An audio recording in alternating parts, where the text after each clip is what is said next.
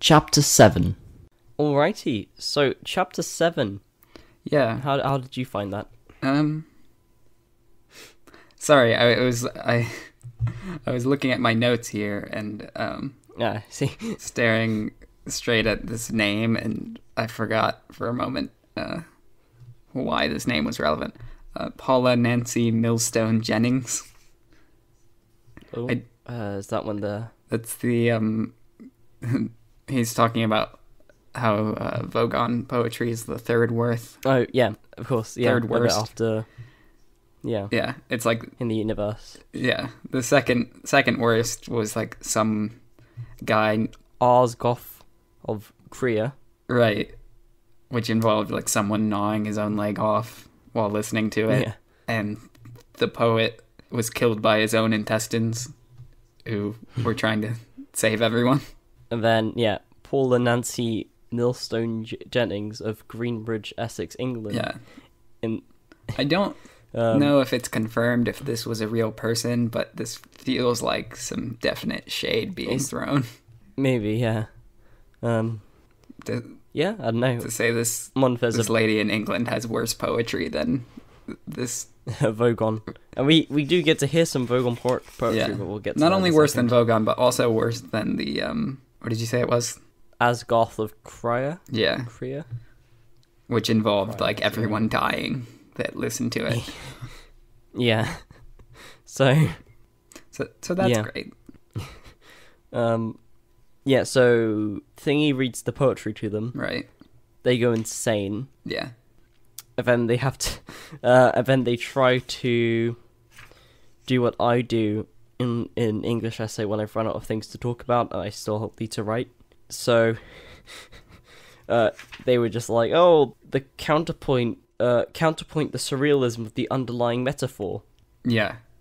Arthur trying to like BS his way through complimenting it, hoping that they let him go. Just hope he can, yeah. But then the guard grabs them.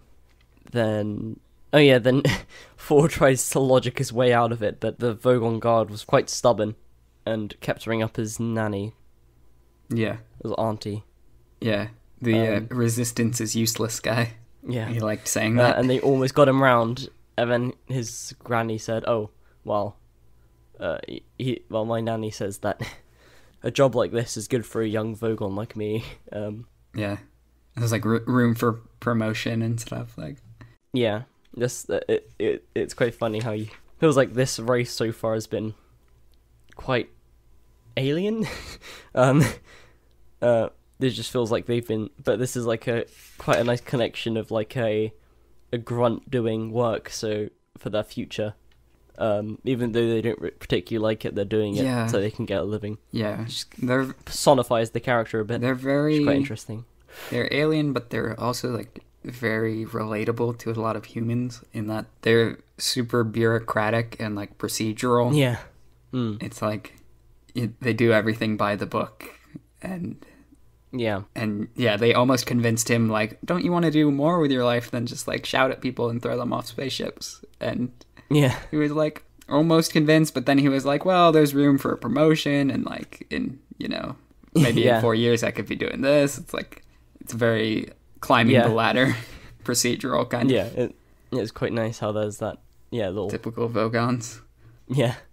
But I did like that he was like, oh, I never really thought about like I could do something other than shout at people because that's what I was supposed to do. But he brushed that off and continued. Yeah. I'm trying to think what else there is. I was something about like near the end of the chapter, but do you have anything else? Yeah, well, mine's kind of near the end of the chapter too. I was just gonna say I like how they are making jokes like up until the very end, like joking back and forth. Yeah. And then as they're getting closer and closer, they're getting more desperate. But also, I do love that small bit of just that joke. Again, like enforcing this kind of Ford not understanding humor at all, where Ford says, he's like, wait a minute. He suddenly lunged across the chamber at something behind Arthur's line of vision. What's this switch? And then Arthur quickly like turns around, excited, and Paul just like, don't worry, I was only joking. We're going to die. It just kind of shows this like character who's just so disconnected from human humor. Yeah, he's just that's what I'm talking about. Though, like I think that was a good one for Ford. He worked hard on that one. Yeah, he must have really been thinking whilst trying to persuade that Vogon. It's quite a good character moment after just finding out this character has no sense of humor. Look, he tries. I just have a good. Yeah, but no, that was quite a good little comical part. Right, and the chapter ends. They get sucked off the spaceship and almost certainly die. And that's it. So I hope you enjoyed MBBP. Next book will be the entire MBBC. life history of MBBC. Yeah, that's it. Not MBBB. MBBC. Okay.